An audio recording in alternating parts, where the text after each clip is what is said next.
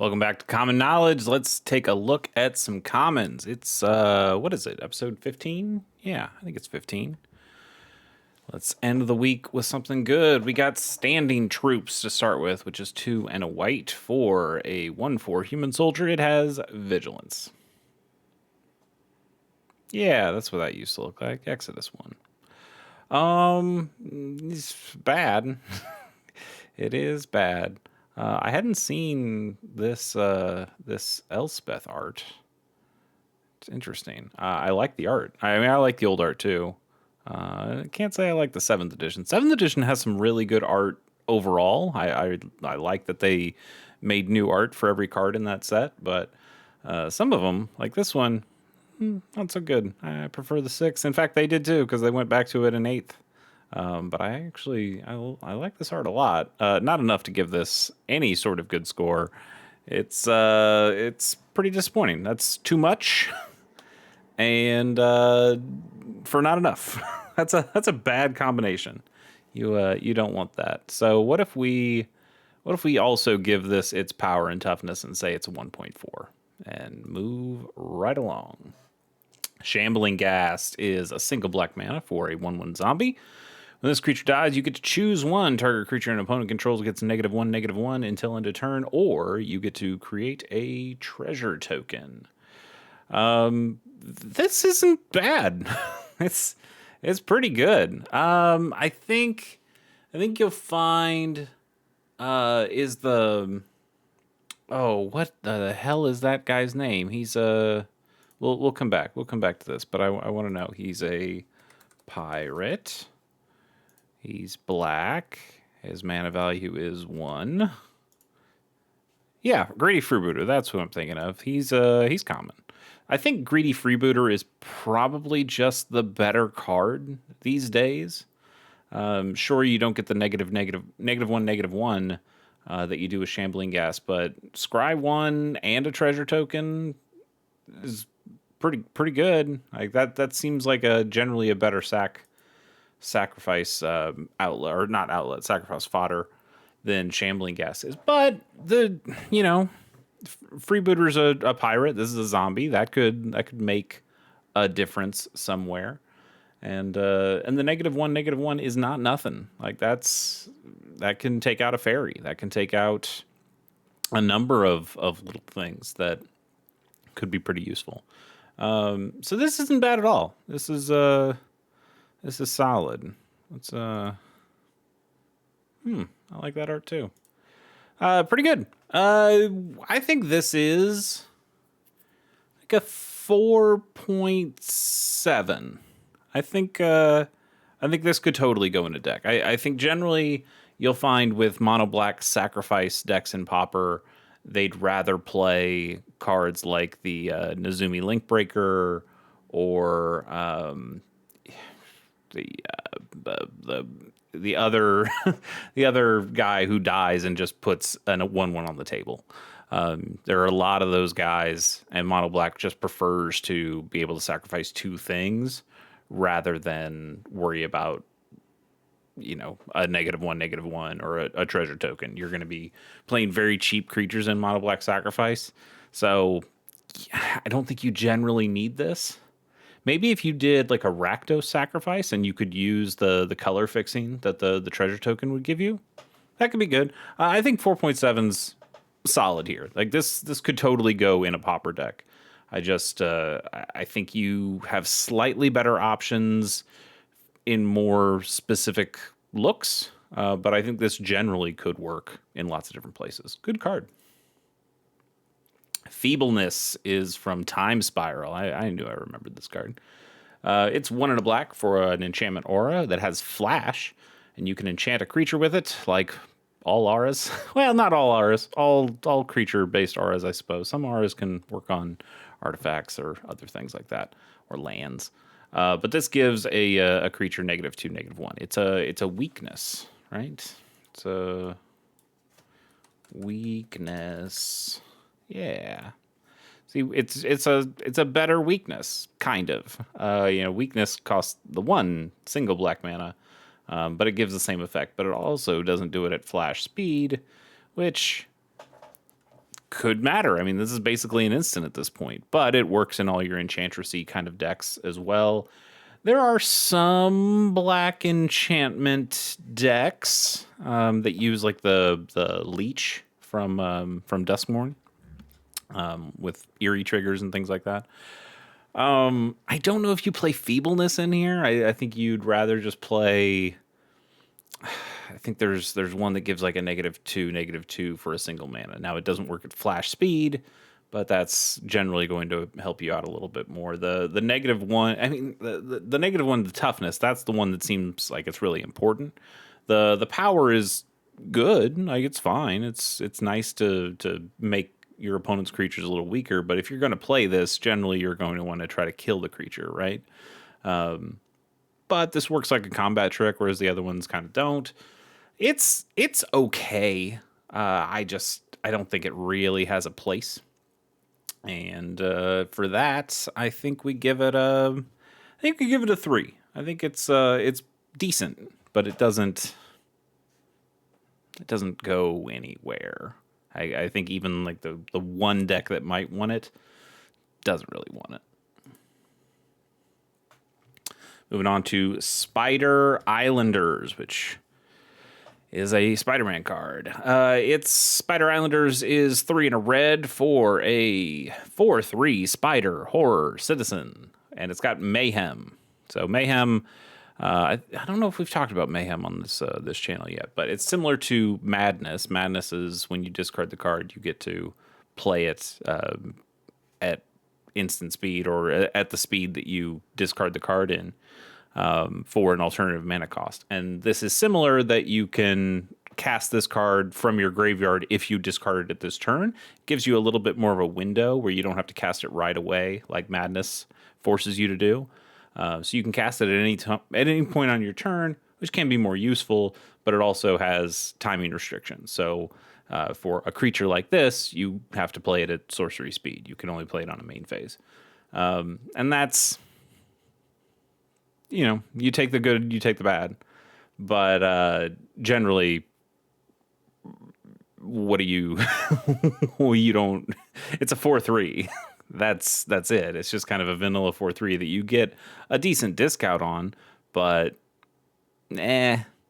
There's one of the villains in the Spider-Man set that's a black card that's got flash and flying. So the flash with Mayhem makes it a lot more useful that you get to cast the creature at flash speed because it has flash, so the timing rules don't really matter there. That's a pretty good Pauper card that you've seen pop up a few other times, but Spider Islanders, no, not really. I'll give it a 2.1. Not very useful.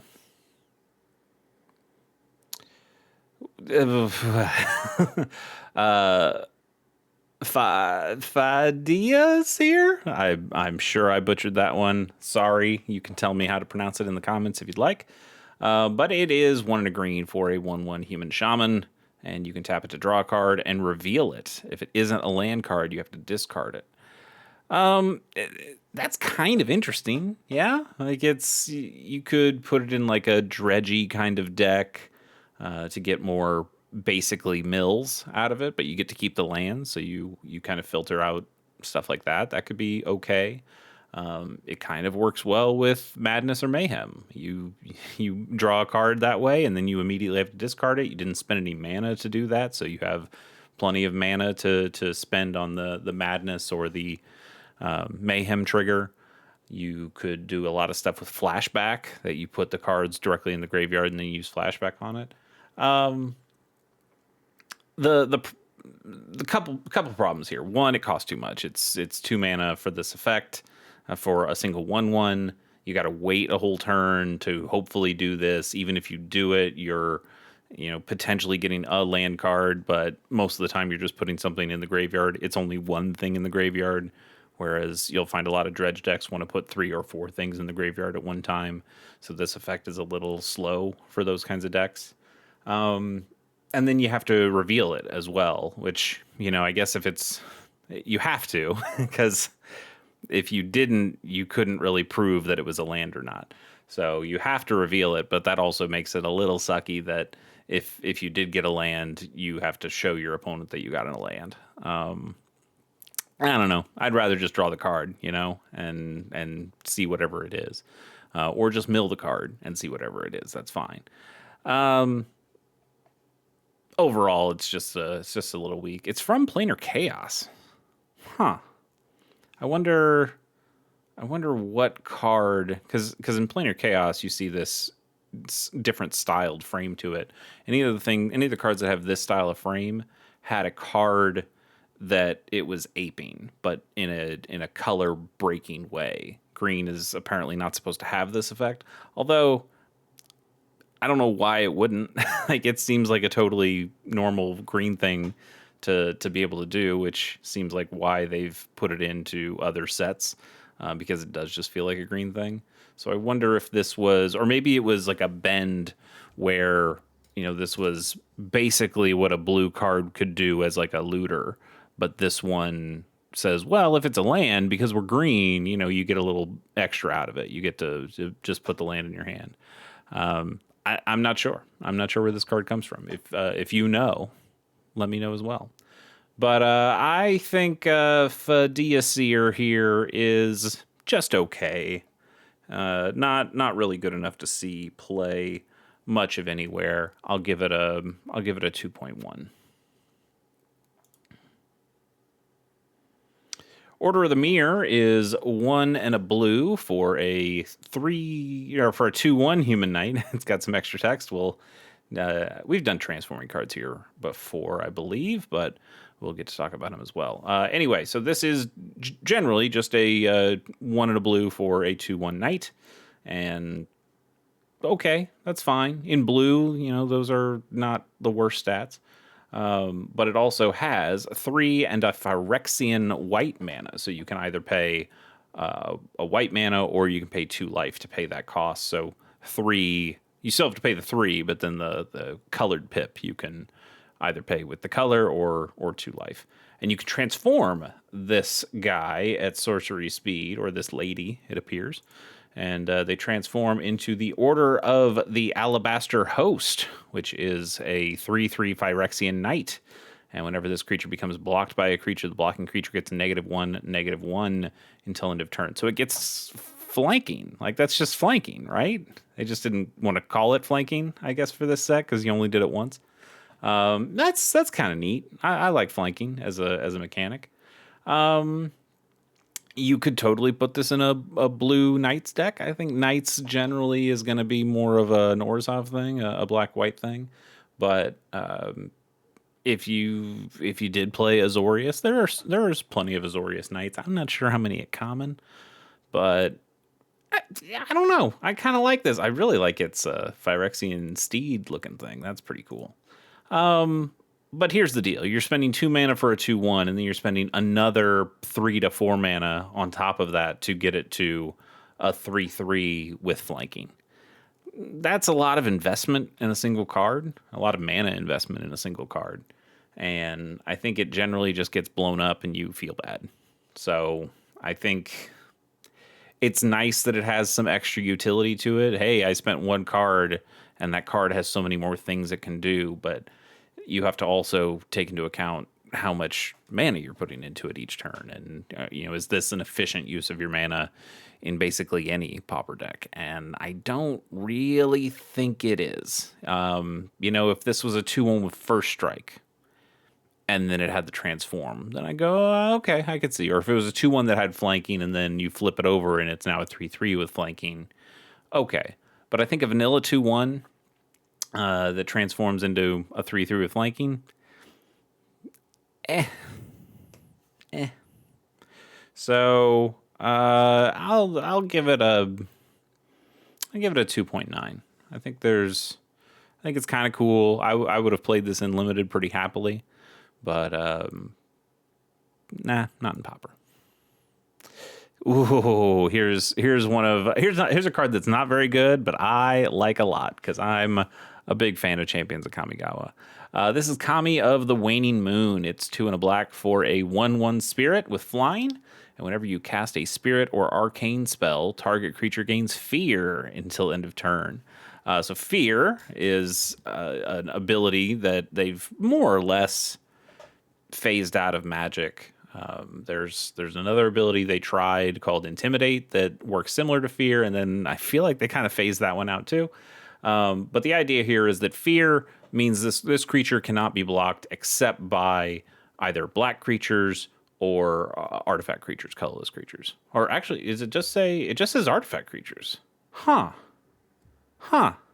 I thought it was colorless. So an Eldrazi can't block this still. That's interesting. Does that? Yeah. Huh. Weird. I didn't know that. That's kind of cool. I mean, when fear was a thing, there wasn't a thing as a colorless non-artifact creature. So I guess that's the way they wrote fear, and then they just never eroded that. That's maybe the most interesting thing, because this is not a particularly good card. You're spending 3 mana for a 1/1 flyer. That's pretty rough. And then you have to play spirits or arcane, but arcane was only arcane is for instants and sorceries in Kamigawa block, and not all instants and sorceries even have the arcane subtype or super type, and that just it makes for a real narrow effect that just doesn't get used. There aren't a whole lot of arcane cards that people even use in Pauper. There's like Lava Spike and maybe just Lava Spike. Yeah. I do have a Kamigawa Spirit and Arcane focused Pauper deck, and it's not good. I'll tell you that right away. It's not good, but it's in green red, and I think that's the best colors for it. So black is also not a very good color for that. There probably aren't enough good black spirits in at common rarity that you'd even find a place for this. And again, it's the real killer is it costs 3 mana, and that's way too much for a 1/1. You'll find that Kamigawa cards, Champions of Kamigawa blocks specifically, that most of those cards, because this came after the Mirrodin block, which was so high powered and kind of crazy, that Wizards tried to really pull back in Kamigawa, and so you find a lot of weaker creatures and that cost a whole lot because they were kind of trying to scale back the power level of where the meta was going, and they did, and I think there are a lot of really cool designs and ideas in Kamigawa, but most of the cards end up being more like this, of just pretty weak, and this is no exception. It's gonna pain me. I love this art. I love Kamigawa. I love the Kami, but it's like a 1.4. It's really not very good. Charmed Clothier. Clothier? Clothier. I'm going to say Clothier. It's fun. Is a 3/3 fairy advisor for 4 and a white. It's got flying, and whenever this creature enters, you create a royal roll token attached to another target creature you control. The royal rolls are yeah. Okay. Sorry, I was reading the other thing. It's like, oh, if you control. Okay. A royal roll gives your creature 1/1/1 and ward 1, and it's an enchantment token. It's a little token. It is like an enchantment aura, but it's on a token. And there are a number of different kinds of rolls that you can put on creatures, but you can only put one creature on, or one roll on a creature at any one time. So if you try to put a new roll on them, the old one falls off and gets sacrifice. You put one in the graveyard, yeah. So essentially sacrifice. So if you have a deck that wants to put enchantments in the graveyard, rolls are not a bad way of doing that. The problem is you don't see a whole lot of. I mean, I haven't seen an actual roll token. I don't think ever in person. And I played some Wilds of Eldraine. I have some Wilds of Eldraine cards. I ripped a couple of those packs. But all the different kinds of rolls have different things on them, and it's a little bit annoying. I just end up using kind of an infinite token to show those, but you generally don't have to worry about it too much. There aren't a ton of good roll things, and the ones that are good are generally too good for Pauper.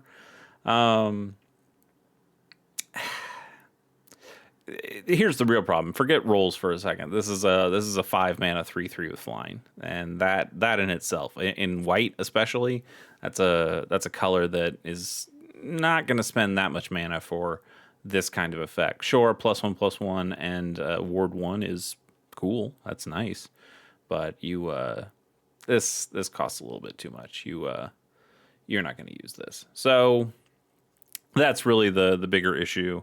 So I'll give the Clothier a 2.4.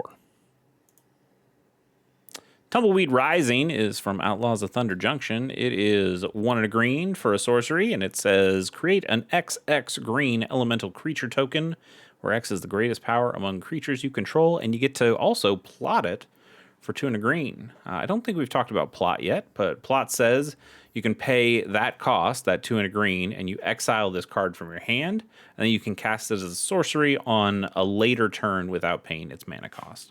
And plotting also can only be done at sorcery speed. So the cool thing about this is you could take a turn off on turn 2. We'll get to why that might not be so good. But you can pay for this on turn 2 and plot this, and your opponent knows that it's going to be coming eventually, but it's out of your hand, so they can't make you discard it. It just gets exiled, and it's there. It's there for basically the rest of the game until you cast it. And when you do cast it, it's free. So you have all of your mana available to do something else with it. So think about this. You've taken your turn 2 off, you plot this, and then on turn 5 or something, you put down, I don't know, like an Avenging Hunter, which is a 5/4 thing that gives you the initiative. But most importantly, it's a big 5/4. And so you pay the 5 mana to make that play, and then you play this for free, also on turn 5, and you get a second, and now you get a 5/5 because it's about power, not about toughness, or not the same stat. So you'll get a 5/4 and a 5/5 on the same turn. That's nice. There's nothing wrong with that. That's pretty cool. You could potentially even use something like the warp ability from one of the newer sets, Edge of Eternities. So you bring in a big creature that's just about to die at the end of turn, or not die, it warps out, and then you, similar to plot, you can play that on a future turn. But you get it briefly, and it's out there. So you could put out, there's like a big construct kind of creature that's like a 9/9 or something, and you warp it in for a relatively low cost, and then you play this card, and so now you get a big 9/9, and then your actual 9/9 that you warped, that goes away, but then you can play it on a later turn. That's a cool way of getting a really big creature for really cheap. It does require some deck building, and having something very specific, having a very specific kind of build and deck to make work. You could, though. I don't think this is a bad card at all. The biggest issue is when are you going to play it? And sorry, I was saying you can do it on turn 2. You do it on turn 3, because the plot cost for this actually costs even more than the normal spell does, which I guess makes sense. If you could play this on an earlier turn, you'd want to do it, or you would do it with a smaller creature out, so it's not as big of a deal. The spell isn't as big of a deal, so you don't mind paying 2 mana for it, or Wizards doesn't mind you paying 2 mana for it. But if you're going to try to do this on a big turn later, they want you to pay the 3 mana, knowing that you might do something kind of broken with it. Anyway, the point still stands. Whether you do it on turn 2 or you do it on turn 3, those are important turns in Pauper. Like almost all the cards that you're playing in Pauper are pretty cheap, not just from a monetary standpoint, but also from a mana standpoint. You want to play your cards early so they can accrue more value over time. That is just how Pauper works. There are explosive plays, but there aren't as many explosive plays as you'd see in Standard or Modern or, I don't know, even Pioneer. What the hell's that? But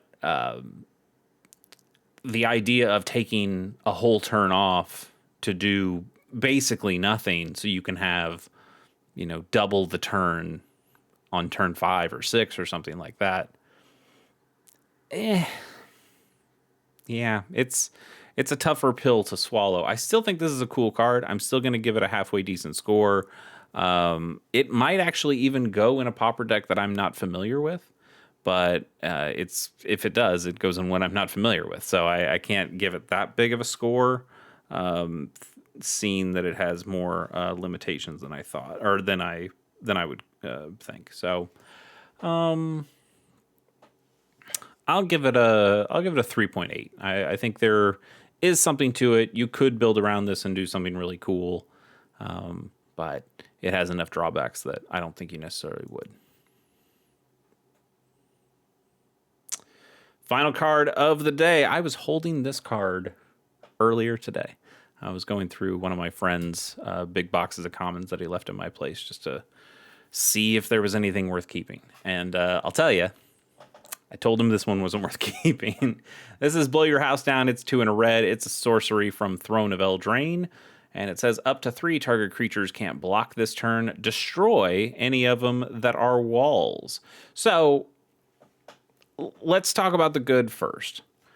The good is this is a way of more or less stopping your opponent's whole board from blocking. Three creatures is a lot. There are certainly Pauper decks that can put more than 3 creatures on the field at one time, but taking out 3 creatures from the equation lets you get in pretty nicely. That's pretty good. The second thing in this card's favor is that walls are not uncommon in Pauper. There are a handful of decks that use walls. Generally, you'll find more creatures with Defender than you will find actual walls, but there are certainly some walls.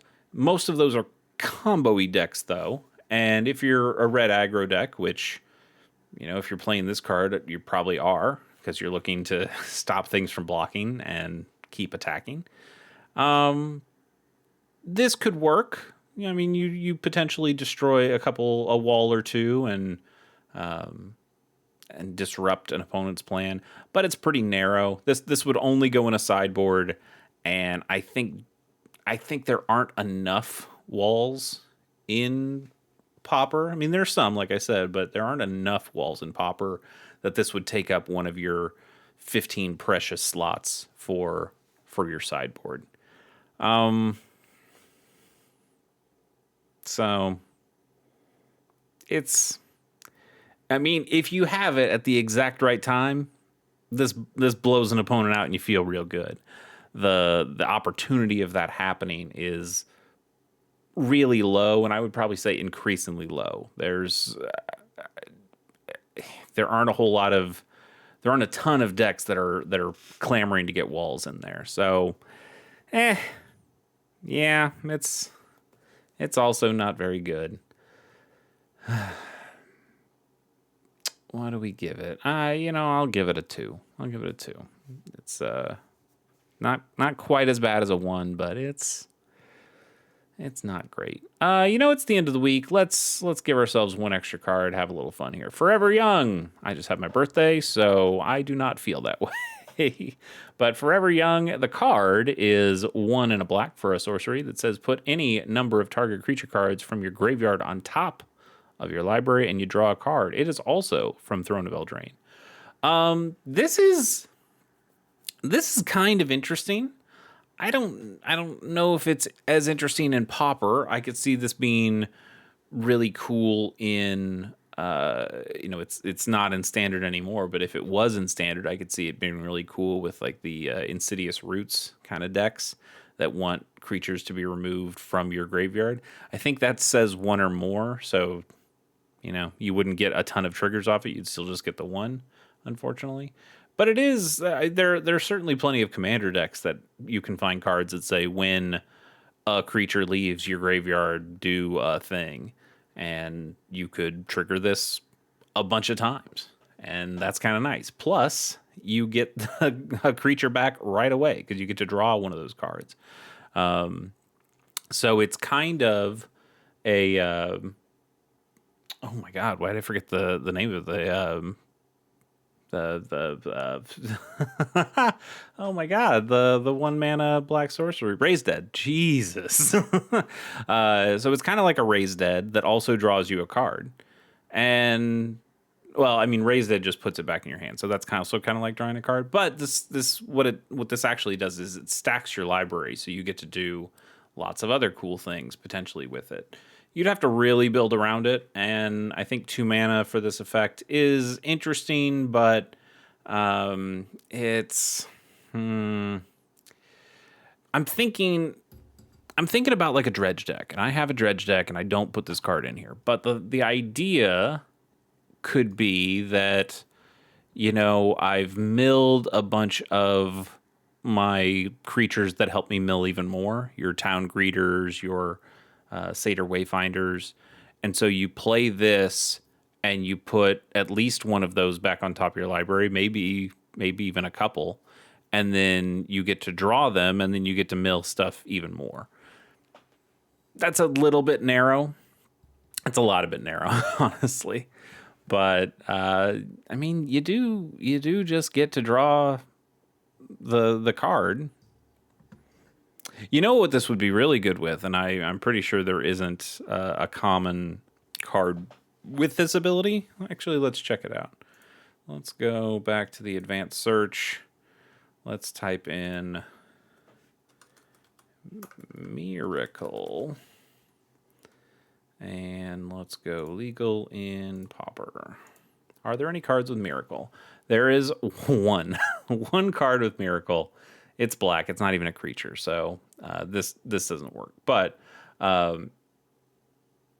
it's also got to be the first card you draw a turn, which also screws things up as well, because this is sorcery speed, so that means you've already drawn a card. Never mind. Could have been cool. If you set yourself up like this. But yeah, doesn't quite work. Yeah, it's not